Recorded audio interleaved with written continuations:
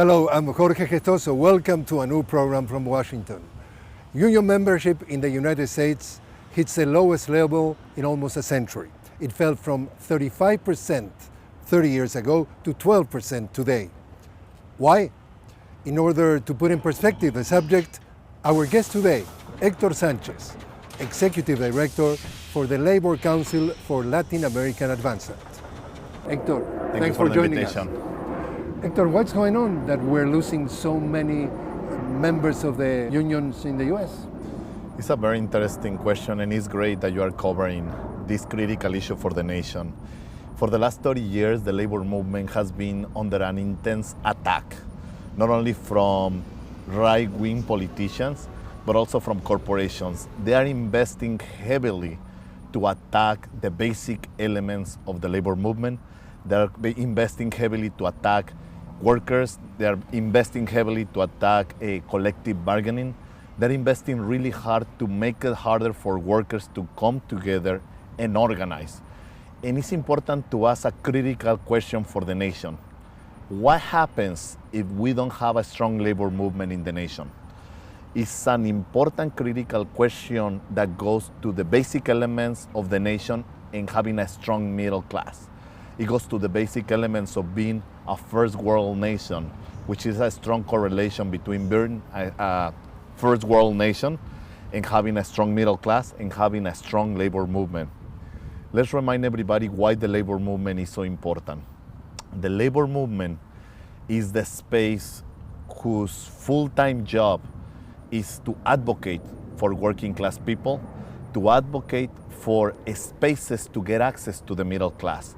So at a time when we are contradicting all those basic elements, we really need to worry about the nation and about what is happening, because we haven't seen a concentration of wealth like the one we're having right now in the nation, and that's very dangerous. Since the crisis of 2008,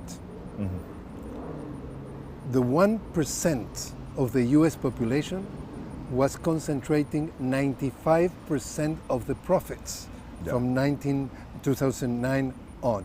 90% of the US population got poorer. So is that has an impact in democracy? It has a direct impact on democracy in all the different spaces of the democratic process.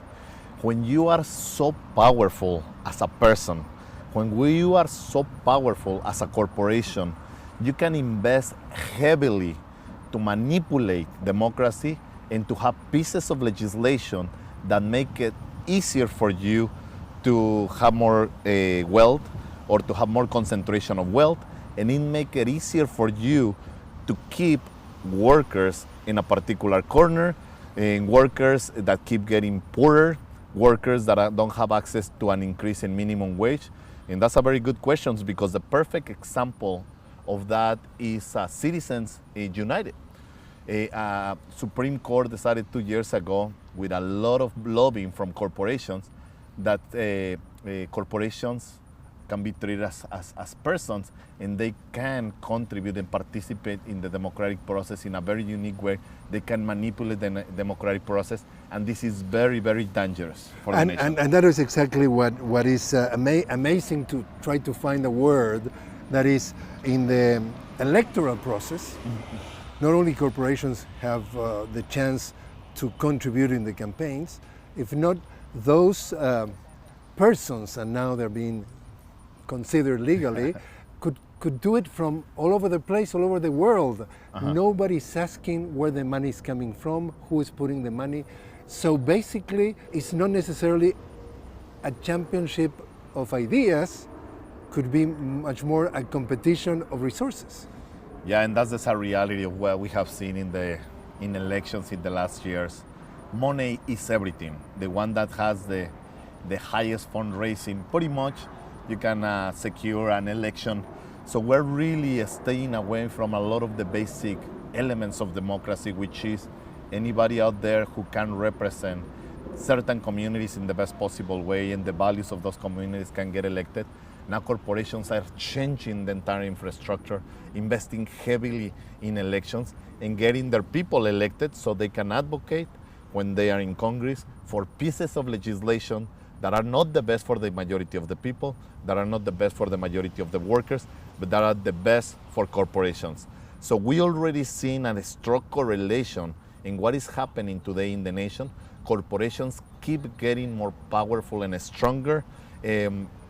People, how do we explain in an international context that we have 2 or 3 people that have $70 billion in their own pocket? What are the limits? We know that once you start having concentration of wealth, there is no limit. What happens when one person has $1 trillion, more than the GDP of many nations? They already have a more concentration of wealth and more money than the GDP of entire nations.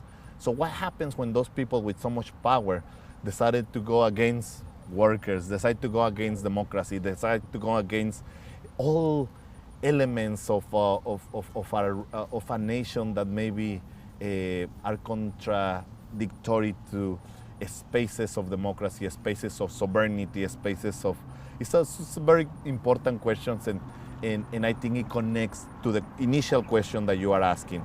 Why the labor movement is so important, and what can happen when we don't have a solid structure that constantly defends workers, that constantly defends democracy. We're here in Washington. We're here in the capital of the country. We are here precisely in the Jefferson. You have the Jefferson Memorial in your back, but not necessarily that far from here. About less than 1 mile from here, you have the monument for Martin Luther King. Yeah. Most definitely the movement for civil rights. How much progress has done 50 years from that?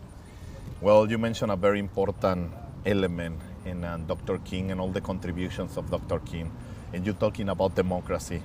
50 years ago, almost this year, 50 years, we had a unique event, and I had the honor to be part of that 2 years ago, the Selma to Montgomery March.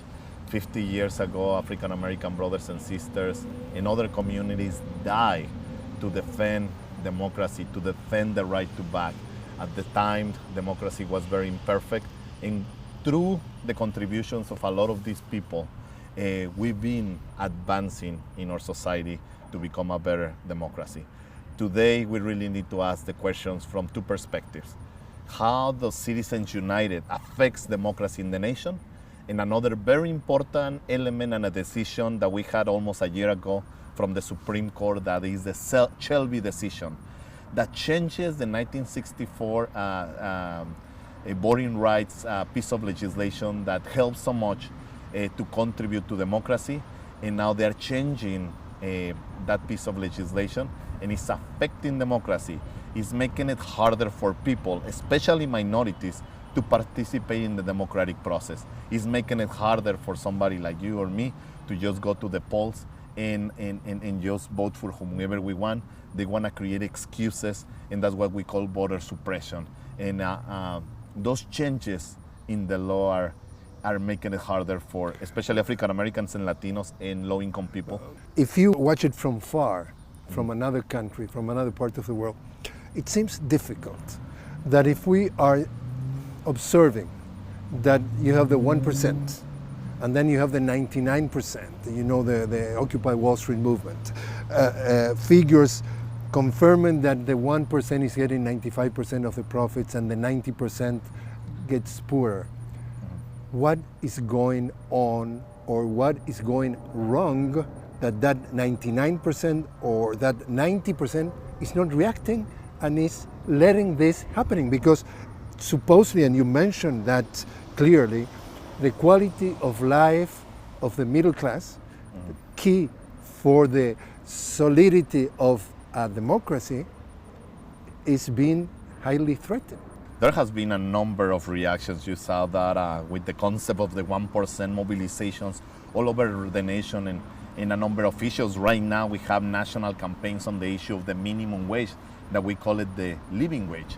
What a minimum wage you were able to buy in the 70s with what you can buy with minimum wage right now is a huge gap, because the minimum wage has not been increased, not even according to inflation. So right now, you can work full-time in the United States and live under the international, live under in poverty. You cannot make enough to have a decent, to offer the basic elements for your family. So it's a very important question. The second part in terms of an international context of what is happening in the US and how do we put in an international perspective. That brings the whole concept of globalization, Jorge. But globalization in general has taken only one approach. Globalization to benefit trade, globalization to benefit corporations. But nobody ever talks about globalization from the workers' points of view. Why don't we globalize pensions? Why when we try to globalize the middle class? Why don't we globalize a lot of the basic elements that the labor movement won through history, the 40-hour working week, and child labor all over the world. So weekends, vacation. Weekends, let's globalize the weekends, make sure that a lot of workers have access to many things that we enjoy in this nation and that we won thanks to the labor movement. We need to revisit a lot of questions from a different perspective, and let's talk about globalization, but not a globalization to make sure that we reduce the wages for everybody all over the world, but actually the opposite, that everybody can have a bigger access to the middle class, and that's the kind of globalization that we would like to see in the labor movement. One thing that we were observing, Héctor, when we were discussing the last time, was that this, and you were mentioning the word attack, if you want, to the unions, has been organized state by state in the state local capitals. Talk to me about that. There are different pieces of legislation that want to make it harder at the state level for workers to organize, or those that organize to attack their contract or just attack on unions. This is very sad, and we know that those states that have the lowest unionization level, the quality of life is actually lower, and the possibilities for a bigger accumulation of wealth for investors that are in the area is higher. That's not the kind of we believe is the best policies for the economy. But again, there are very rich, powerful people in the nation like the Koch brothers, very extremist right-wing Republicans whose obsession with wealth and accumulation try to manipulate the economy, try to manipulate a lot of the basic elements of legislation, not only at the federal level but at the state level, just to make sure that they can continue growing that wealth. And they need to understand that an attack on the middle class is just an attack on their products and the possibility of people buying their products and having continue being the most powerful, the richest nation in the world. So from the Latino perspective, this is very important. The Latino community is one that has been suffering the most with all these anti-labor elements because we're the most vulnerable workers in the nation. The Latinos. Latino community. We have the highest levels of death and injuries at work. We have the highest levels of wage theft, which means we don't get paid for the work that we do, for what we're supposed to be paid. And we also have been facing a lot of very serious attacks with all these anti-immigrant elements in the nation. Hate crimes against Latinos have been increasing drastically. But an important element that is very sad in the nation, and we have documented as an organization, is the context of Latinas, women, Latina women, trabajadoras. They suffer the most. They're really the most vulnerable workers in the nation. And we, to the point that we have seen a very important increase in sexual harassment and rape in the workplace. Because when you don't have spaces of protection as a worker, when you cannot raise your voice and say, this is unacceptable, when somebody's constantly violating your labor rights, your human rights, and your civil rights, and you don't have a voice, you don't have an element of protection, you don't have unity among workers, this is unfortunately what's happening in entire sectors of the economy. And it's very important to make sure that we organize, that the labor movement is an element of trust in organization to make sure that this doesn't happen anymore. Can we say that many of the people who are coming from abroad in search of, quote unquote, a better life, in general, and in particular with Latinos and very particular with Latinas, the American dream could turn into the American nightmare? I think it's for a large number of undocumented workers in the nation, being here is a nightmare. And it would be exaggerated to say that in a way, this is modern slavery?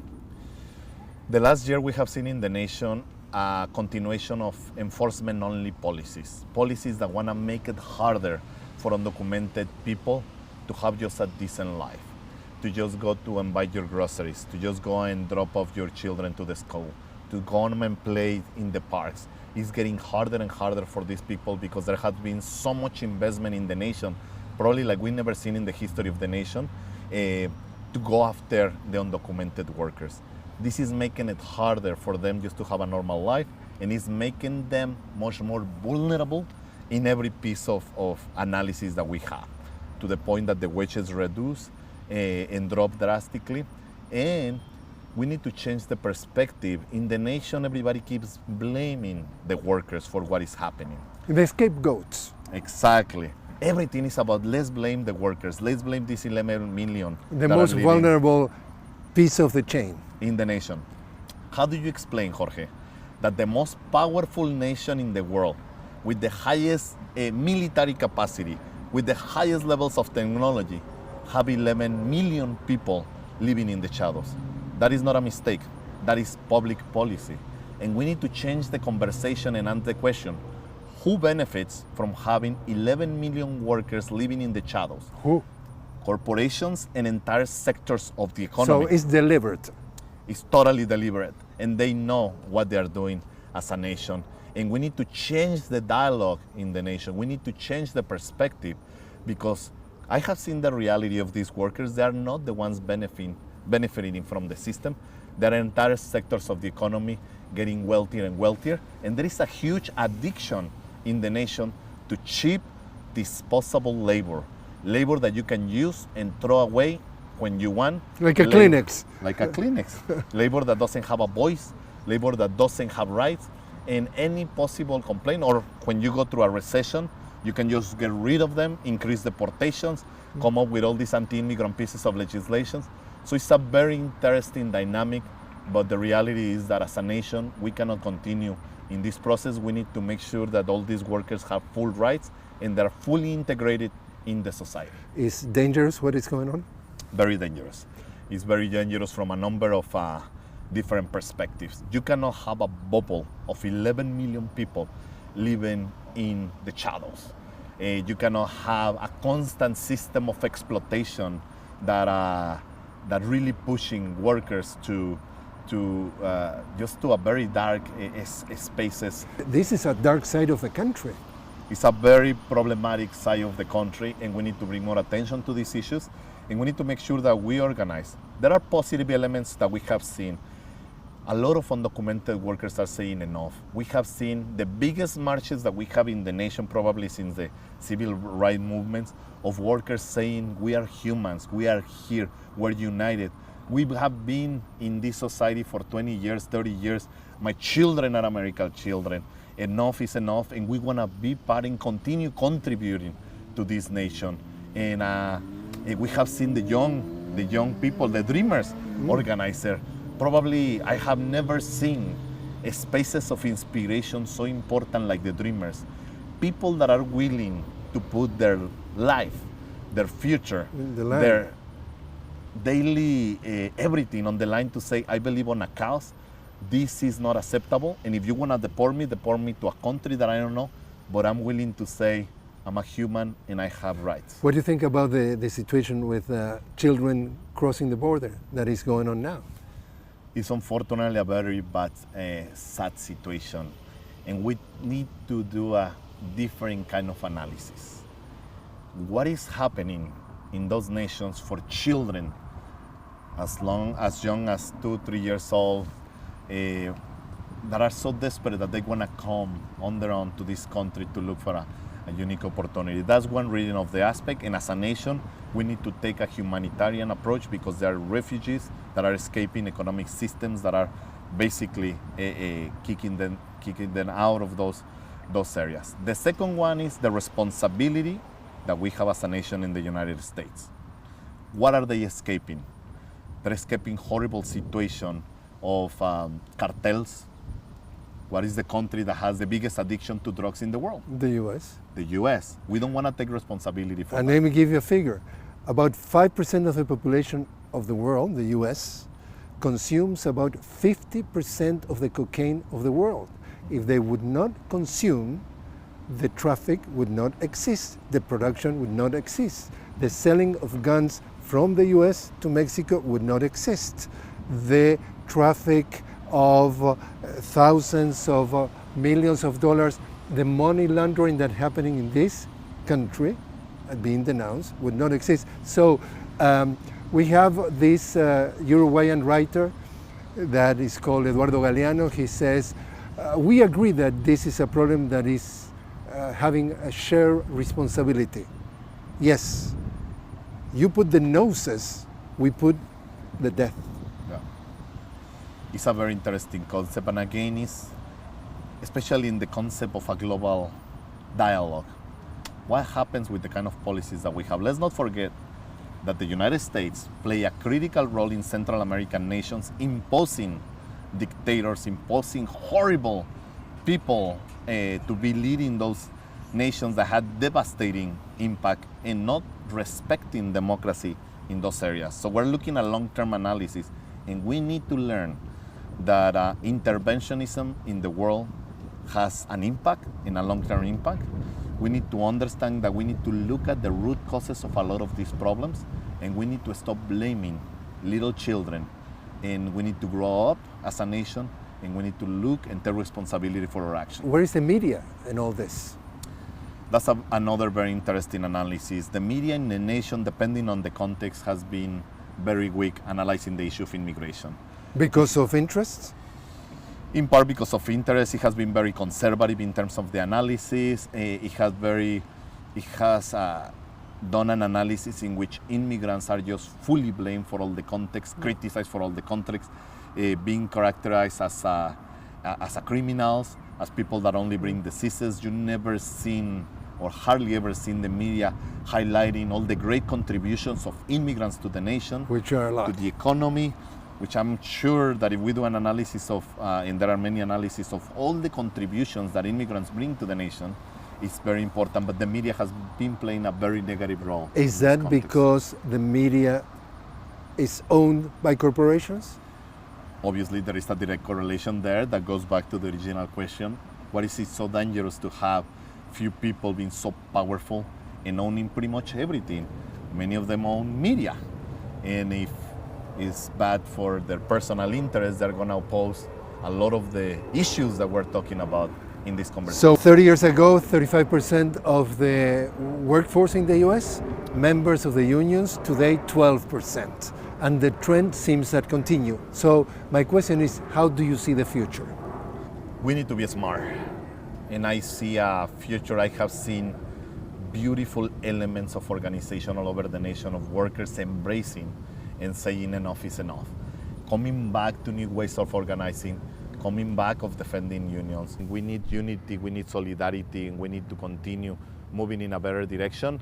Obviously, the powerful forces that are against the labor movement are extremely powerful, and we need to keep fighting them, but at the same time, we need to keep bringing attention to what they're doing and how bad it is for the nation, how bad it is for the middle class, and how bad it is for democracy. And last question, Héctor, how all that, on a personal level, affects you when you see children, when you see women being abused, when you see the workforce losing the minimum wage relatively to inflation, etc., etc. Well, obviously,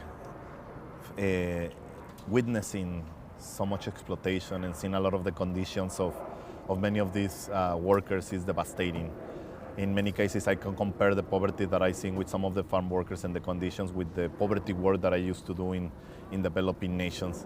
But I also see a lot of opportunities and beautiful ways of organizing and unique ways to really oppose all these big forces. So at a time when we see so many challenges, I see a lot of opportunity. We've seen it with the immigrant communities. We've seen it with the dreamers. We've seen it with, right now we're bringing all kind of forces together on the basic democratic process, which is the vote, to ask Latinos to go out and vote in massive numbers to make sure that we have better politicians that defend workers, politicians that believe in the middle class, politicians that are willing to oppose a lot of the elements of negative spaces that are promoting these corporations. So I see hope, and we're going to continue working, we're going to continue organizing, and we're going to continue making sure that we are building a better nation. Héctor Sánchez, thanks very much for joining us. Muchas gracias, Jorge.